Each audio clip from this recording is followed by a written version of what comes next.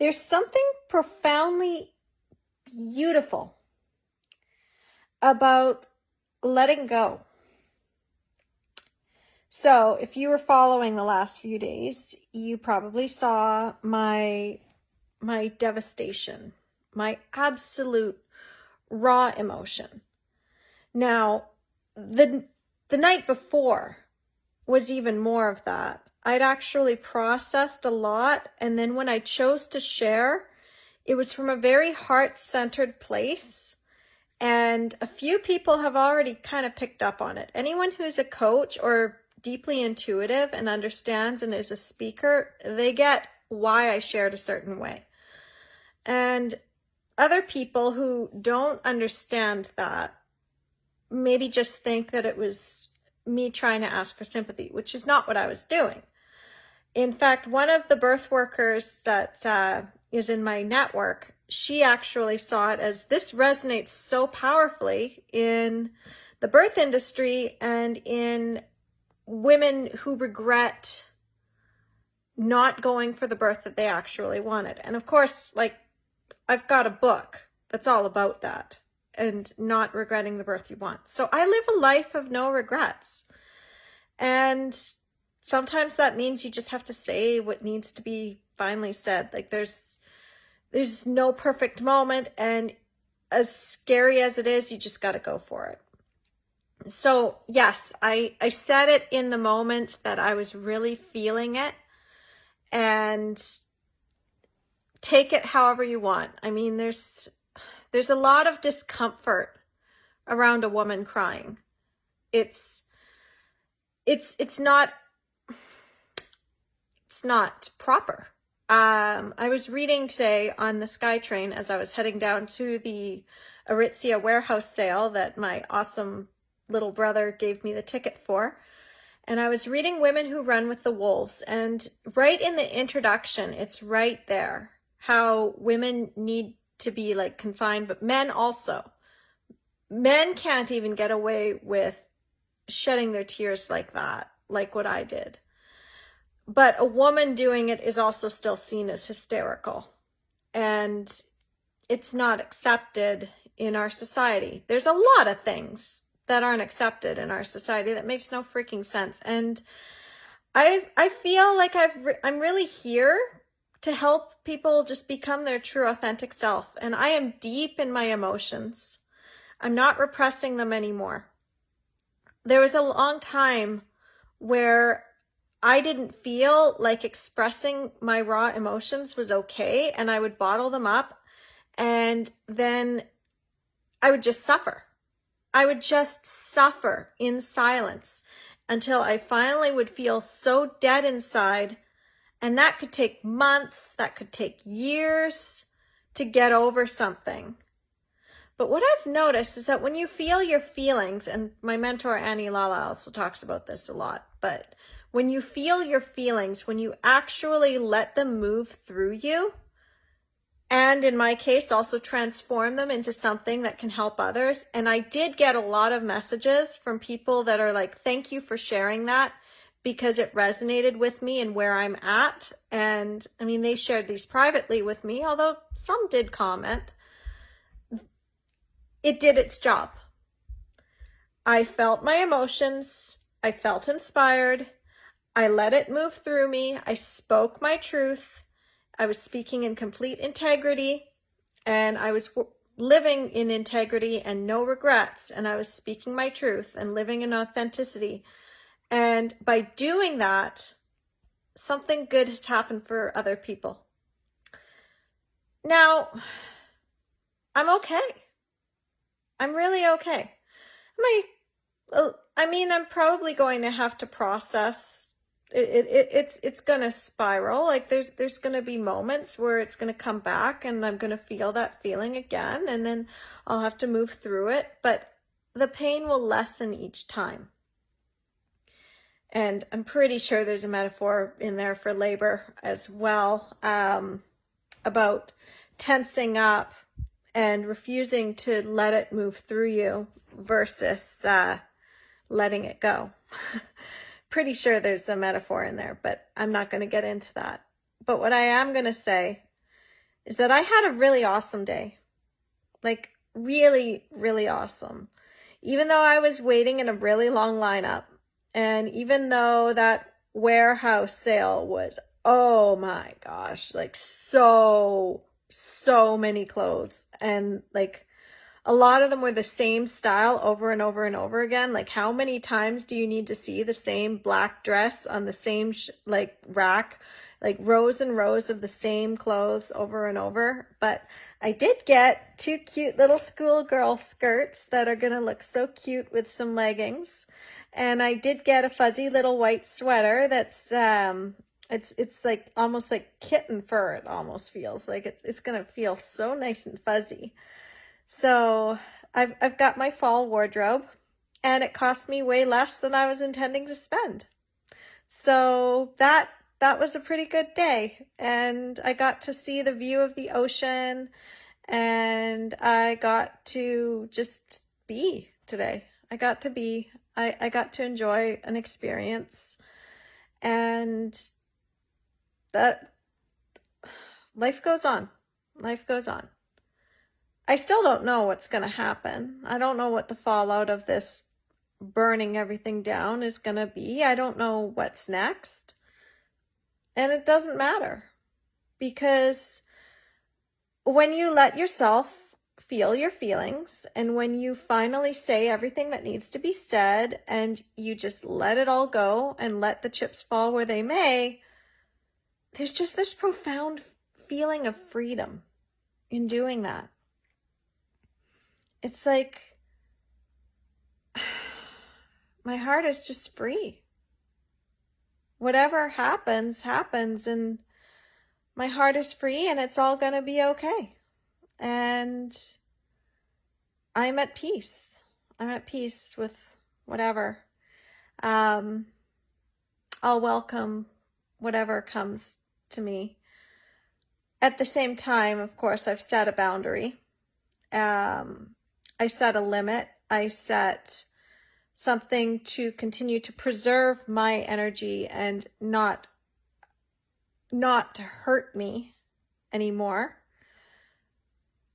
because I don't need that. But even so, I mean, you can't control everything, right? You actually can't control anything except how you react and respond to things. And even if that message doesn't get through, and the triggering event does happen that I sent the message to avoid happening, I'll still be okay, because I know how I'm going to handle it now.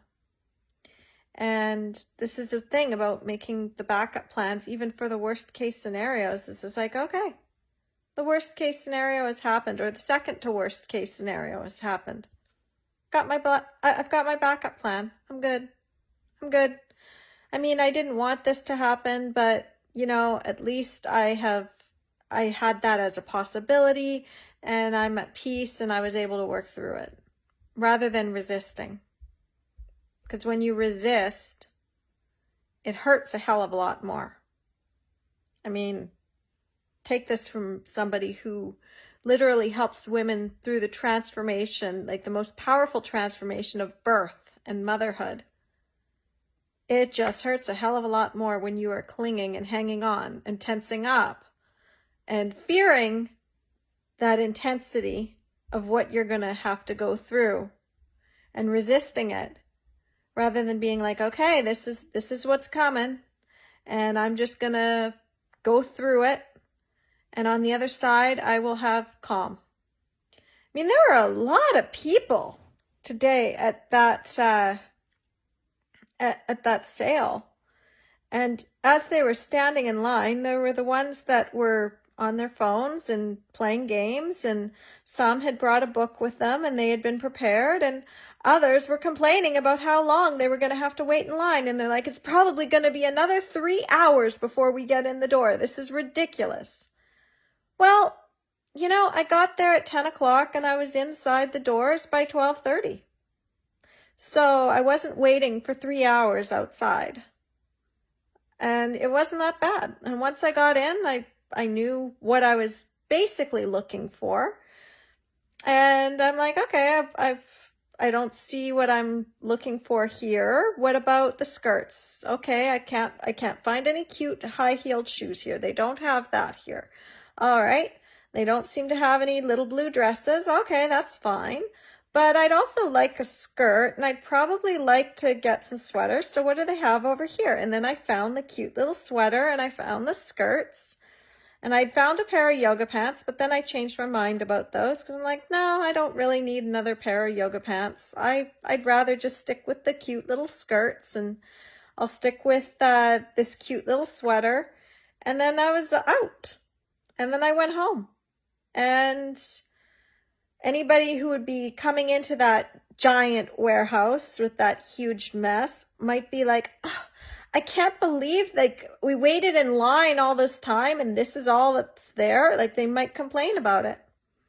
So you can choose to look at things, challenges, obstacles, things you weren't expecting, not getting exactly what you thought was there, not being able to find exactly what you were looking for, but finding something, finding some treasure. And tonight on our local global news, I did do a little tiny interview, and it was funny because I don't know how much of my segment is going to stay recorded or not, and how much I'm going to be quoted. You never know. But he was asking me, it's like, how long do you think you're going to have to spend in line? And I'm like, I don't know. Could be an hour, could be 2 hours, but you know, it's a beautiful day. Could be a worse day to be doing this, so I'm all for it. Then he's like, do you think the clothes are actually worth it? And I'm like, I don't know. I guess I'll find out when I get inside. And he's like, do you think that the sale will be worth it? I'm like, again, I don't know. I'm just here. My brother gave me the ticket. It's an opportunity. I'm seizing the opportunity and we'll see what's there. I mean, if I get something out of it, awesome. Otherwise, it's like, it's a nice day. I got this gift and I'm just going to use it. And it's just go into life with the, I don't know. Maybe I'll get what I want. Maybe I won't. But when you at least give it your all, when you at least try, when you at least go in with that expectation that something good is going to come out of it, even if it takes a lot longer than you thought, even if it's a lot more of a mess than you thought, you end up walking away and feeling pretty good. I mean, I got some cute little skirts and I got a cute little sweater, and there were some people that were in that lineup and they're like, well, now I feel like I have to buy something because if I don't buy something, then what was I standing in line for? And then there were other people that were in that and they're like, well, now that I'm here, I need to buy everything. So they probably went in excess because now they have to justify being there. And I'm like, no, I'm just going to see if there's anything I want. Maybe I'll get 1 or 2 pieces or 3 pieces as I turned out to find. And I'm happy with that. I'm totally happy with that. I don't need to go and splurge just to justify it. Apparently, some people even bought these tickets to go to this. Somebody in line with me actually ended up paying $15 on Marketplace to get this ticket. So like there's people that actually decided to pay money and then they went down and they need to now justify it. And it's not the way to go through life. Go through life with the open-minded experience. It's like, I'm going to experience something and something good is going to come out of it. And I don't know what is going to come out of it. In fact, I almost got a little bit lost getting to this place because I went the wrong way. And I was like, okay, what's going on here? I have no idea, but I got a pretty scenic route. And when I walked back, I was like, oh, I just had a nice little walk. Wasn't expecting a nice little walk, but that's what I got. And now I turned myself around and I was enjoying my strawberry acai lemonade from Starbucks. And yeah, just You never know. Okay? So have your vision and also release expectations. Have your plan and your backup plans. And also just stay optimistic. Don't focus on the bad. Focus on the good. And you get a lot more good. You get a lot more of an enjoyable experience when you do life this way. And that's what I wanted to share with you today. All right. Love you.